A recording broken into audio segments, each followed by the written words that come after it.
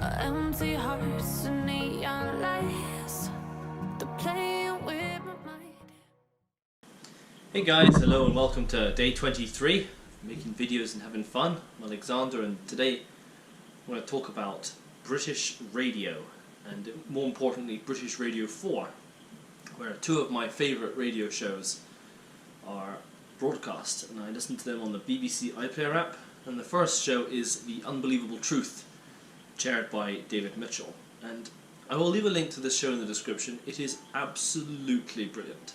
The premise of the show is everyone talks for about 5 minutes, actually more like 3 or 4 I think, where they have a statement on a subject, say bees, which is entirely false, save for 5 pieces of true information which they attempt to smuggle past their opponents, and then points are scored if you manage to smuggle the truth, or if you manage to buzz correctly and guess the truths in your opponent's statements.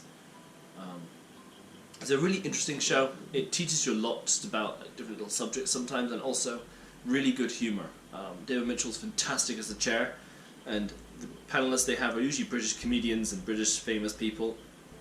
Graham Garden, some older British talent too, some people you might not have heard of as much, and some newer ones. Really would encourage you to check it out. It's 25 minutes. It's so interesting to listen to, and genuinely has lots of laugh out loud moments. I listen to it in the car, or else when I'm trying to go to sleep sometimes. The David Mitchell show, Unbelievable Truth, is in the 23rd season. They do 2 seasons a year, so that's about 11-12 years it's been going. Absolutely phenomenal. I would give it a listen. There are Series 23s out right now on iPlayer.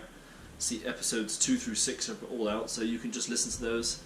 Tell me what you think. And the second show, which a few of you will know, like Rupert and Jeremy, is I'm Sorry I Haven't a Clue. This one's a little bit more, I know I'm at risk of sounding like a Rick and Morty enthusiast, but this one's a little bit more intellectual. It requires a higher sort of understanding of how jokes work sometimes, and how inside jokes work. Some of the inside jokes I only sort of learnt after years of listening to the show. Lots of different rounds. One of my favourite rounds is the Uxbridge English Dictionary, where you give a word like, I don't know, chair, or I'm trying to think of a good word, cupboard, and then you sort of break the word down and you'll come up with a different meaning for it, like pandemonium, and then you sort of make a joke about modium in pandos or something. I don't know, it's very hard to explain, and you just have to sort of listen to the show and learn. They have a game called Mornington Crescent, whereby they start in a tube station saying Notting Hill, and they have to try and they come up with rules of the game, but it's all completely made up. In the first couple of years I listened to this show, I truly thought the game was legitimate. And the true purpose of the game is just the first person saying Mornington Crescent.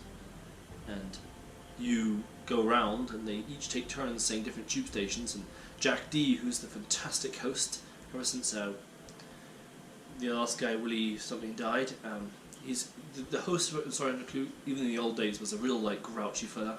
He always ends rounds by going, oh, and that's quite enough of that, or, well, that sound, the buzzer goes off to end the sound, that sound is the sound of our hopes and dreams slowly ebbing away. Again, really worth listening to a show. Short and to the point and pretty punchy. Anyway guys, see you tomorrow for the Road to 300.